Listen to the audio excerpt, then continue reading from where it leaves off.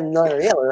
Hello, everybody, and welcome to this week's live Q&A. I have my friend Krista here from Wish Tree Invites. Welcome, Krista. Hey.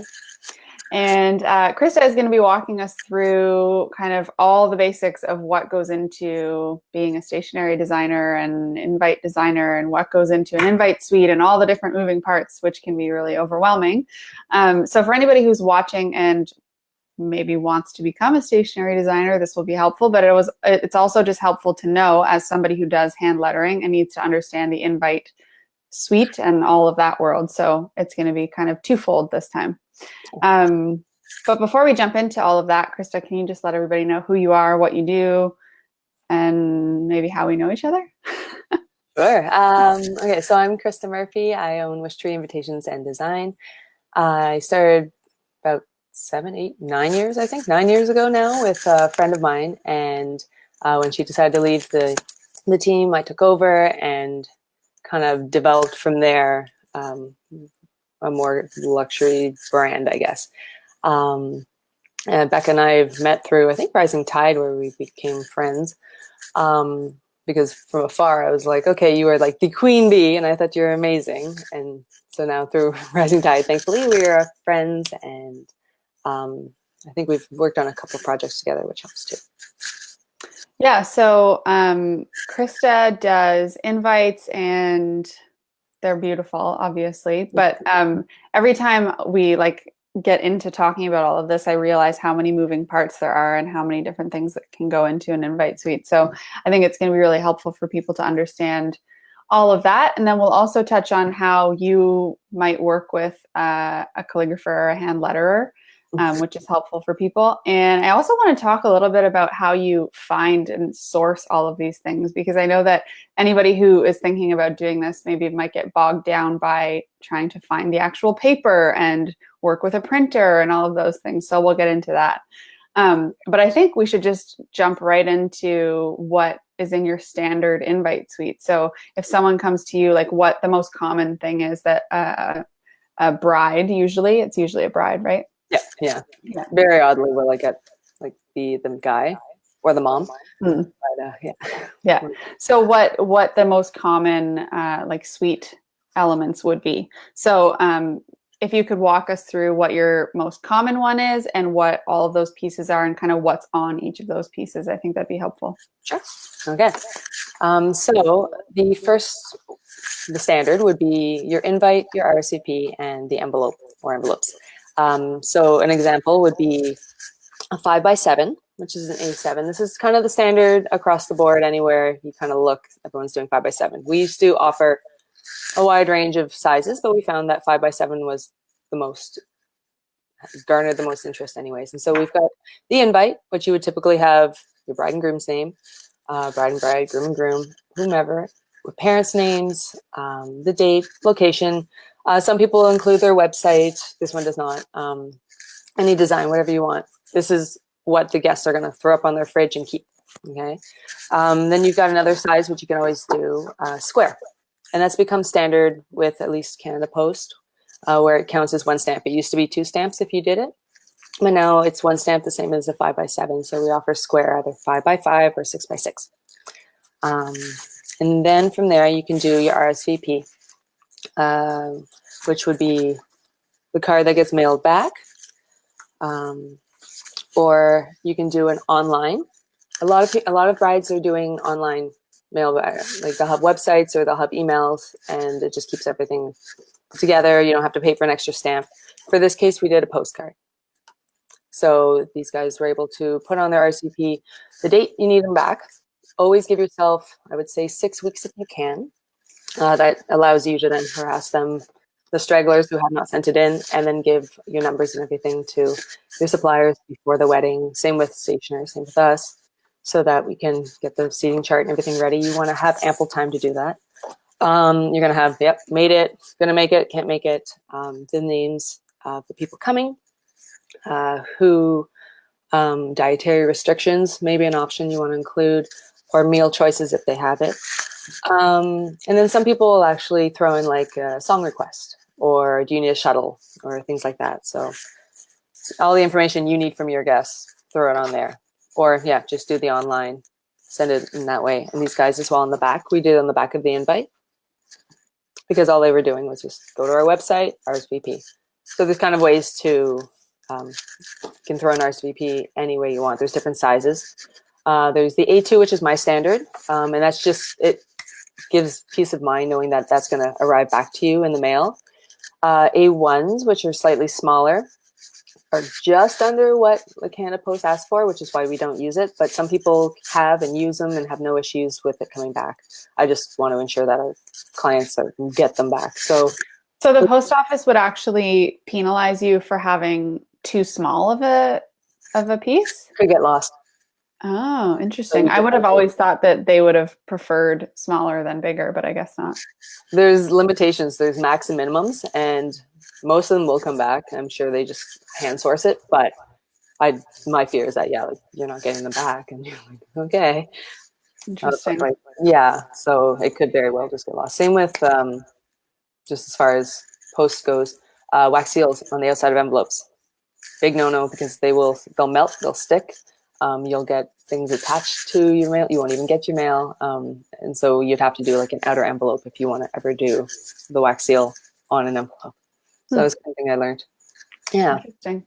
Yeah. Okay. And you just touched on envelopes, but I would imagine that set would come with an envelope. Oh, yes. And yes, they will come with envelopes. I always encourage color. I love that it's something fun that you see in the mail, right? It's not a bill. It's something pretty. White is the standard. It's cheap. It's great. It gets dirty really quickly, so it doesn't look as nice right when it's presented. But having that pop of color also like garners some interest as to what your theme and colors are, and it allows, it just lets you have a little more fun. So that's included. Some RSVPs actually will come with an envelope as well. I should mention that. So this is kind of the standard. This is your A2. So you've got your A2 envelope. I put their return address on it. And then you'll have your card, and they will put it in. This is very traditional. Mail it back. Good. So that one fits as well. Yeah. So your standard suite, like if you wanted a mail back RSVP card, would come with an invite envelope, an invite, an RSVP card, and an RSVP card envelope. Exactly. Yeah. Okay. So envelope, invite, RSVP, and an envelope. And that's like your standard traditional. Yeah. And I know you just talked about having the address stuck on it. So how do you deal with the addresses? All right. So for Wish Tree, what we would typically do is we offer envelope wraps. So I like to offer it for us. We've done this for years now. We just wrap, actually since we started. We do this full wrap, and so either we'll address it. So they'll give us an Excel sheet that they fill out, and then we plunk it all in. Data merge is fantastic. It's key. Learn it if you're doing this. It'll save your life. You plunk it in on the back. It has the return address so that you or them are not, repeating it 500 times. The other option is doing the blank one. So they'll fill it in, but again, it still has the return address. Or the other option is doing, hand lettering. And that's something that you guys can then offer or outsource if you need to. And that's a very popular choice as well because it's beautiful, right? So you'll have, gonna write it all in. And then what I like to encourage is if you guys are outsourcing to do calligraphy or you are doing calligraphy, a stamp. I love to do, return address stamps. Saves everyone time, saves everyone money. And then they get to keep the stamp after, which is kind of nice for the thank you cards and everything else they'll need it for. Yeah. But, totally. Yeah. So, I mean, I guess now is as good a time as ever to touch on how you would work with a hand letterer or a calligrapher. So, would you find them or would the client find them? Typically, I'll find them. So I'll offer like hand lettering for envelopes. And if they decide to go for it, then I will call on some of my calligraphy friends and have them outsource or have them do it. So I then, with that in mind, I know I have to order a lot more envelopes because it's just in case, there's any mistakes. Usually it's like 15% that most of them ask for. They need to have at least 15 extra if you're doing 100 kind of thing. And then I have to specify what style. So do they want calligraphy names with block lettering addresses, which is more appreciative of like the post office. They can read it easier. It's a lot quicker. Or do they want the whole thing in calligraphy? Do they want gold? Do they want white? Do they want black? Like what colors do they want to do? Are they doing the return address? Like there's a lot of factors to figure out. And based on that, I will then charge them with a little bit of surcharge on my part because that's covering the envelopes and me dropping them off and picking them up from the calligrapher.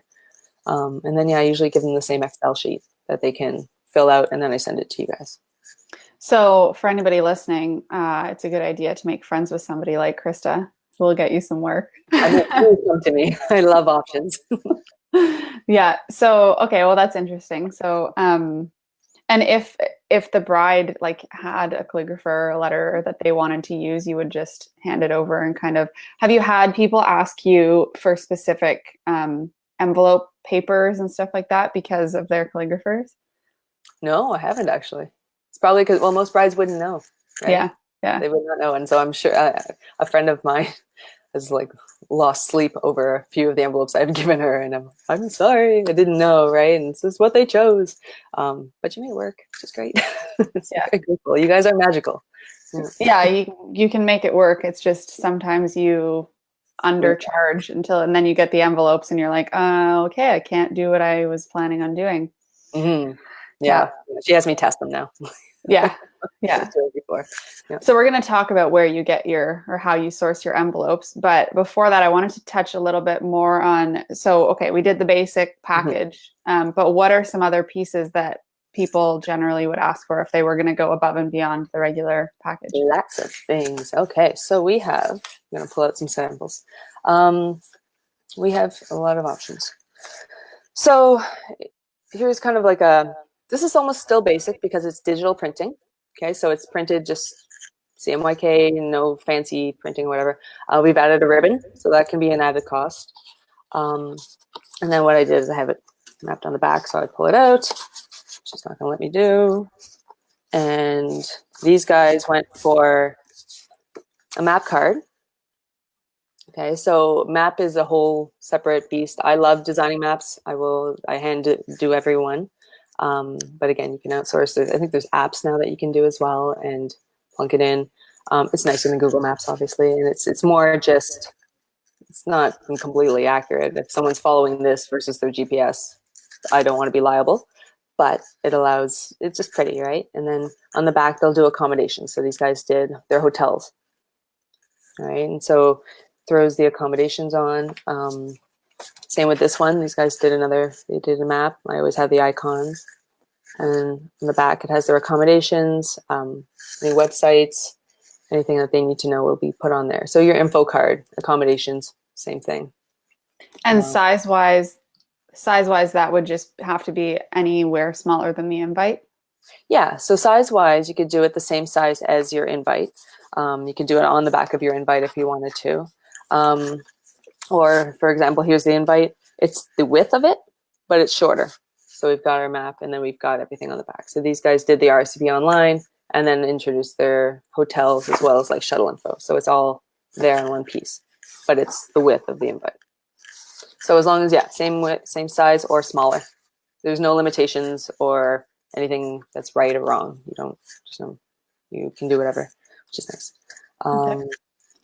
Other printing styles would be like gold foil, which is very popular, or any kind of foil, right? It's gorgeous.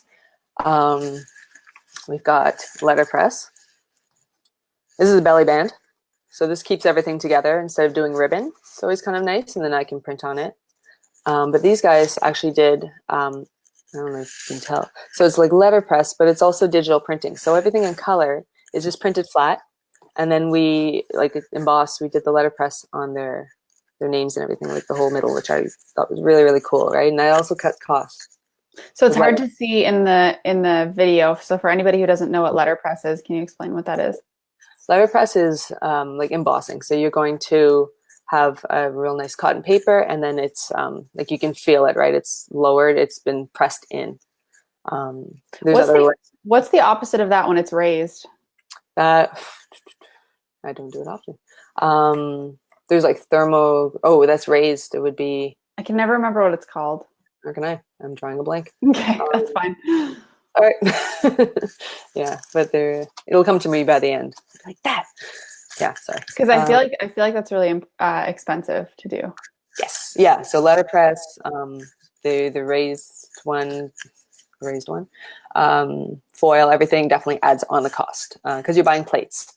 So oh, I have a plate. Let me show you. They're neat. So they're very. I can run and get it. Yeah, So, do it. yeah. Pause. I've always wondered about that, so I'm excited to see what it looks like because generally it's really expensive. But So this process is really kind of cool. Pardon me. Okay.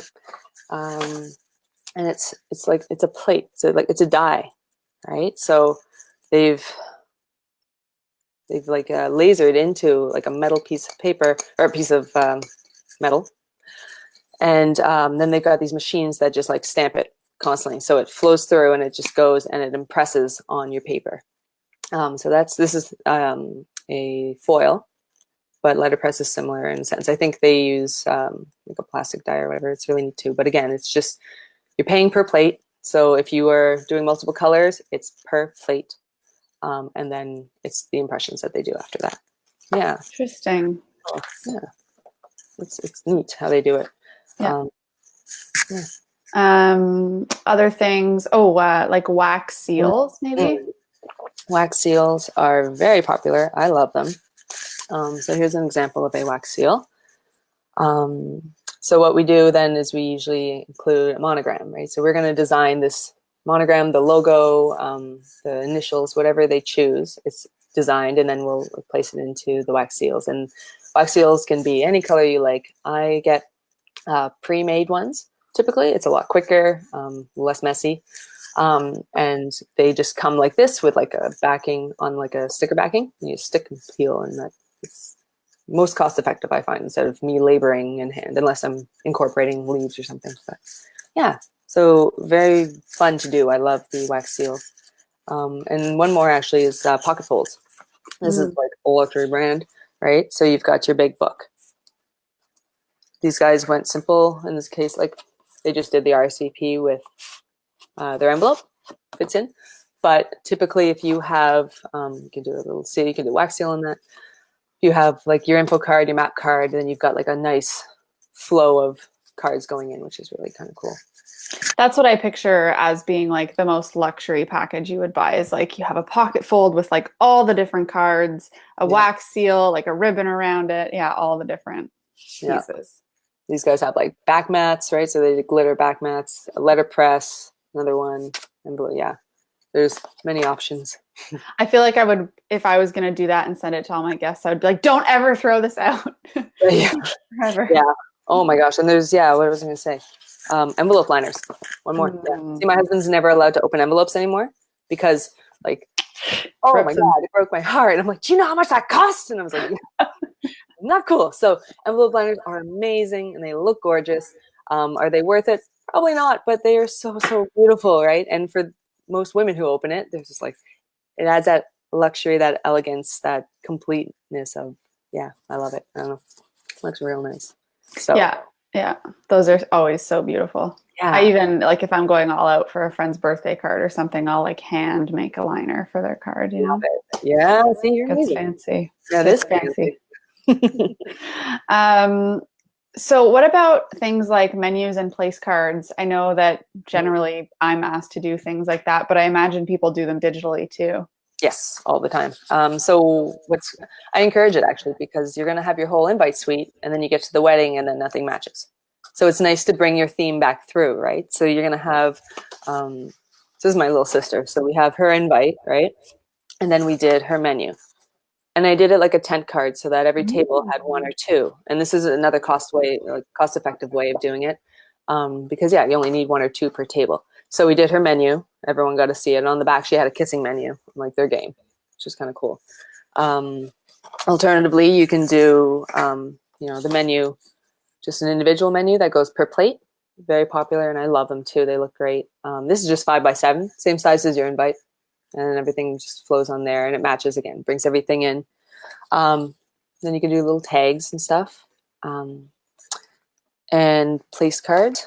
another thing, right? So you're going to have your little tent cards, or you can make a business card size as well. And that's going to tell everyone who they are. Sometimes it'll have their meal choices. Yeah, things like that. So that's all your stationery. You've got programs as well. I'm not sure if programs typically that would take a long time. But yeah, if you're doing like a full church wedding, I usually encourage that because most people want to have something to like count down on and also know what's going on. To count down on, that's hilarious. How much longer in this? Where are we at? Okay. Oh, look, there's like 3 more lines. It's a real thing. That's hilarious. Catholic. Yeah, and then seating charts as well. So we do a lot of seating charts. That I have a little mini one. Hang on a second.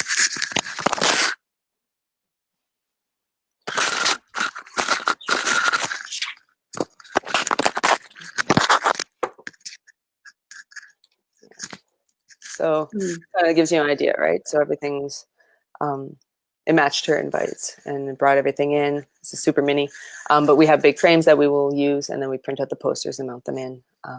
Yeah, and if you're having, I mean, you guys will know when you're doing seating charts just how to lay them out. If you're doing alphabetical, if you're going by table or whatever.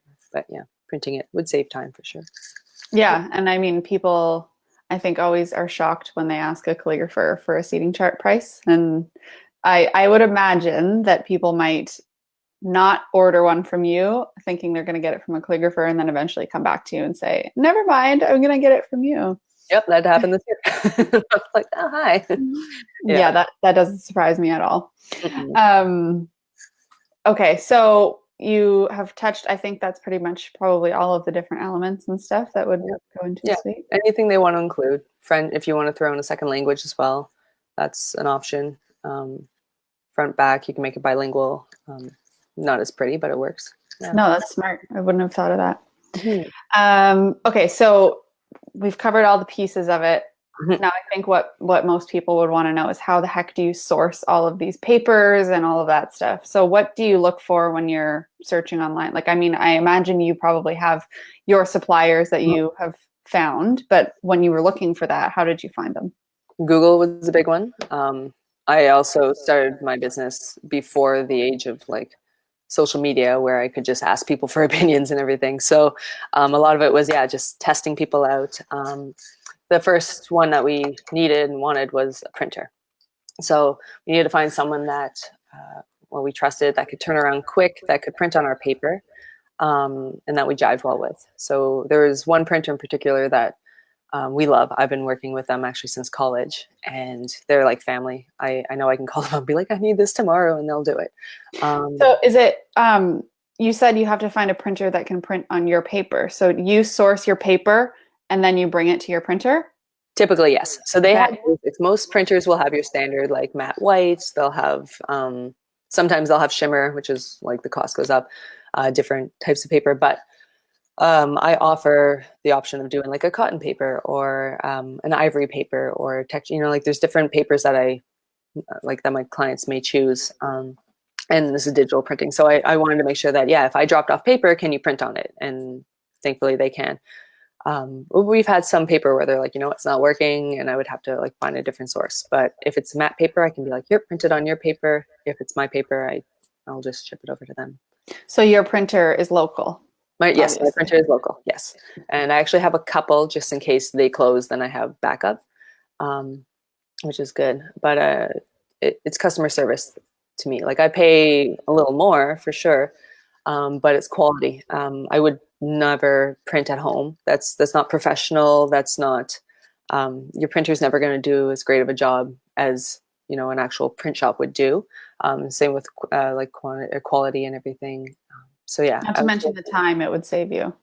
Exactly. Yeah. For a while we were hand cutting everyone too. And then we realized they can do this. So now it's like, okay, we need to cut to this size. We need this. And that has shaved so many hours off of everything. It saved us a lot of money. Yeah. Yeah. So, okay. So do you recommend people to look in their area and develop relationships versus like trying to find the cheapest option abroad? Yes, exactly. I mean, even printing at Staples, you're still kind of struggling. Their color matching is not great. You want to make sure that it's the quality that you want. So I find local little shops are amazing, and they're always willing to help, right? Their turnaround's usually really quick. and you're not fighting with like people who don't really know their stuff as well, right? Staples just throw somebody in and you're like, okay, go. Yeah. Yeah. So these guys know their stuff. Yeah. And like you said, it might be a little more expensive, but in the long run and for your sanity, that's going to make a big difference. Yeah. As far as paper and envelopes and everything, I source from online. I've got a couple of places that I grab them from. One I'm like, what's the word? Like I pay to be one of their, or to Like a membership? sort of like that. Yeah. Mm-hmm. Yeah. There's a word for it. For them to be my supplier, and that allows me to have like all these colors and all these options to present to my clients. And then if there's a certain color that they want elsewhere, I will just peruse the entire internet till I can find it and grab them from there. So that's just hit or miss. Interesting. And so where you source your paper from, obviously they would have the paper and the envelopes and stuff. So that all comes from one place generally? Yeah, the one that I'm a member of does. Okay. The other place is typically just envelopes. And then there's a couple of other places that, yeah, I could outsource. You can always find a paper rep as well. I think every city or country has one. Not entirely sure how that works, but they would help you find what you're looking for. And I think you kind of get a discount. Well, and I think if you had a good relationship with your printer too, they would have good insight on where to get paper and envelopes and stuff from. Yeah, and sometimes they can source it for you. They'll be like, yeah, we'll carry it, no problem. And there's something else I was going to mention. Supplies. I do not carry supplies. So every order is custom. So every order that comes in, I buy for that specific order. So I'm not buying 1,000 envelopes in blue. I just buy for that client. If they want 50, they're getting 50 envelopes. Or like, I always buy like maybe 10 extra just in case some clients are like, no, we made more friends. And so you've got to throw that in. But yeah, I everything is custom, and I have leftovers and stuff, so they're great for style shoots or one-offs that come to me. But that's something to keep in mind as well. Yeah, that's a really good point to bring up, because I think people might feel like, if they're going to offer these things to their clients, they should have all of this stock available and, be 100% sure that they can do it and stuff. But I think if you have managed your timelines properly and you give them the expectation that it'll take this long to get it in, then you can definitely not have to spend thousands of dollars on paper ahead of time. Exactly. Yeah. And storing it too. Yeah, that makes a lot of sense. I'm trying to think if there's anything else that we haven't covered that I think would be, well, I mean, the big thing we haven't covered is how much all of these things cost. There he is. And so anybody who's been watching this month knows that we have a big announcement coming up at the end of the month, and Krista is part of that. So again, remember Krista's face. She's going to be a big part of this, and we will be getting pretty deep into some more details on all of this and how all of this, and wine. You'll see. You'll see. Yeah.